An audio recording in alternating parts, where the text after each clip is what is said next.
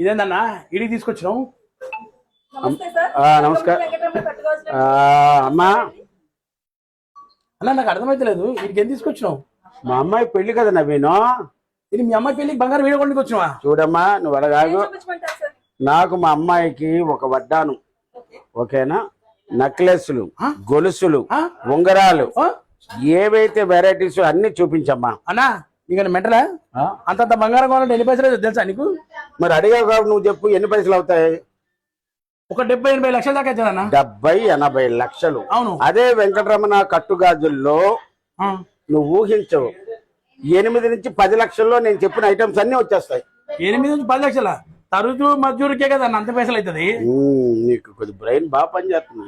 మరి తరుగు మజూరి అన్నావు కదా, దానికి ఎంత అయితే ఖర్చు అవుతాదో అంత ఖర్చుతోనే వెంకటరమణ కట్టుగాజుల్లో చేసిస్తారు. అంత ఖర్చుతో వాళ్ళు చేయిస్తారా? చూసుకో.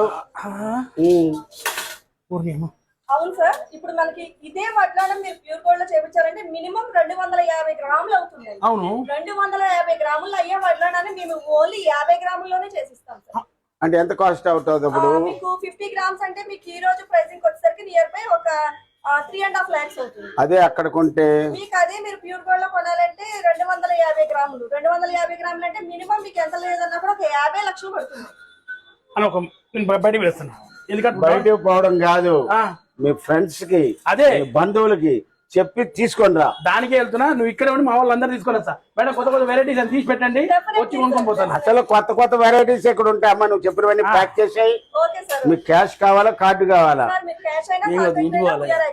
నేను అడిగిన దాన్ని నువ్వు మళ్ళీ ప్రశ్నకి సమాధానం వేయకు. నీకు క్యాష్ కావాలా, కార్డు కావాలా? సారీ, మన దగ్గర కార్డులు బంద్ చేయి, ఆల్ క్యాష్. ఓకేనా?